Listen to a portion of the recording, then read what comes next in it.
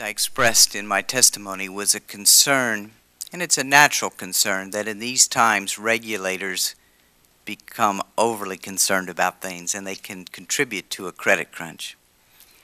They're very concerned right now about commercial real estate. And so all banks are under great scrutiny in that area. As a matter of fact, they have even set guidelines as to capital as to how much a bank can have in commercial real estate.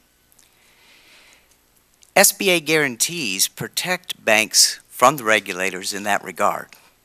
And so I would just add, while we're on the subject of SBA and the ability of SBA to help in this particular case, again, expanding the SBA guarantees allows banks to put more money into small businesses without receiving criticism from regulators. Okay. Thank you very much. I yield back, Madam Chair. Mr. Ellsworth. Thank you, Madam Chair, for hosting this meeting. Thank you all for your testimony. We learned quite a bit. Mr. Wilson, I was interested when you said you were conflicted on whether to support or at least take the rescue bailout and support that. We were conflicted too. I think there were 435 Yes, members that were conflicted. And how did you come down to your conclusion as to think it was maybe not a good idea, but the idea at the time to support that, or at least to encourage that? It may not have been the bill that you would have written, but it was what we faced. What did you use as a criteria to say it was probably a good idea at the time? I went back to how we got in the situation that we're in. And if you take a look at the housing boom, housing burst, housing bubble, and you go back to 2006, which was kind of the banner year, 76% of the mortgage loans made that year, and we know that because of HMDA data, were made by the unregulated sector of the banking industry. That means that 24% were made by the regulated portion. So what happened was these loans were made no matter whether they were suitable or not. They were made by people who were receiving commission, not underwriting loans and putting them on their own books. So those loans were then sold, securitized, and amazing to me, but a lot of bankers bought those securities. So the net result was, on the books of banks that may have said no to the loan but said yes to the securities, those, what they're now calling toxic assets, had tied up a tremendous amount of capital and liquidity. That had to change. There were banks in our area that simply could not meet the credit needs of their customers because they didn't have the liquidity or their capital to do that. The investment banks in particular, that you're very aware of, were locked up with these assets and couldn't provide liquidity. When companies from General Motors down to small businesses went out to borrow, they found that either there was nobody willing to buy bonds or make the loans, or in the case of bonds, if they could sell them, a corporate bond, they were at extraordinary rates, 30%, 40%, etc.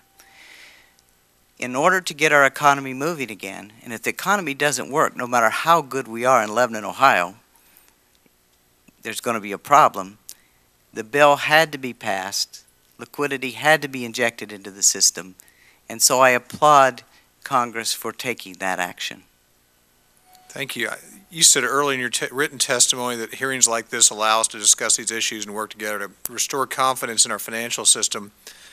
Then what do you see now moving forward to restore the confidence in the small business owner with the financial institutions to get that moving? What would you see? We want to restore confidence in these guys at this end of the table. And I think what they have to understand is the fact that we are small businesses also, for the most part. For example, the Small Business Administration defines a small business as less than 500 employees. By that definition, 8,100 community banks are small businesses.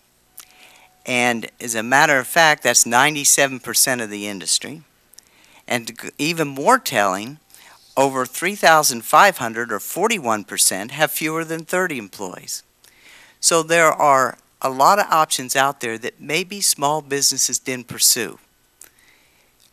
Small business had access to a lot of different financing options, and many of them moved away from their community banks. I would suggest that there are a lot of community banks out there with the capital and the liquidity and the desire to make loans, and you just need to keep looking. Thank you. Ms. Dorfman, this committee probably has the best chance of changing things within the Small Business Administration, and thank you for being here again and your honest testimony. What changes do you see? You were on this side of the table. Could be made in the short term with SBA that we can really have an effect and that we can go after between now and the end of the year or early next year that would provide the most short-term help? First of all, again, if you increase the loan guarantees and the limits, we do need to make sure that it's going to be 2 years or more. I personally faced a while ago when I got an SBA loan where it was 80% guarantee. The banks were not, it was when it was first came out that it was 80%. The banks had been lending at a 50% guarantee, and I was turned down, simply because they were not willing to restructure how they were going to be manufacturing the loan, in quotes. And so if there's a long-term, that it's going to be that way for 2 years, then they're more likely to restructure how they do loans. So I think that's important. We need to have increased lending authority, lower fees, absolutely.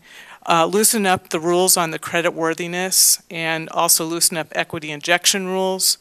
Relax the rules for refinancing, especially credit card debt, since many of our small businesses are now having to turn to their credit cards to make ends meet in this time frame. Relax the life insurance and job creation requirements, and then also allow those with current SBA loans that may need to restructure them for a lower payment to be able to do so. So those are some of the thoughts we've had. Do I have any, just another, for clarification? On that point, because the loosening the rules of credit worthiness, some would argue that's what got us into that, loans that went to people that weren't worthy of loans, and that's why we're in this. And I'm not talking about small business, maybe home loans. How would you argue that when I go home and say that's one of the things we want to change, they're going, that's what got us into this problem to begin with?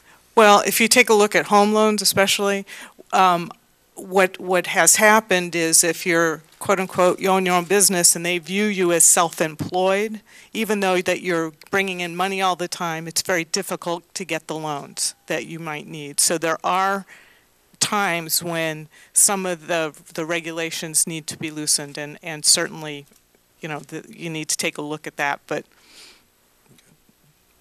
thank you, Madam Chair.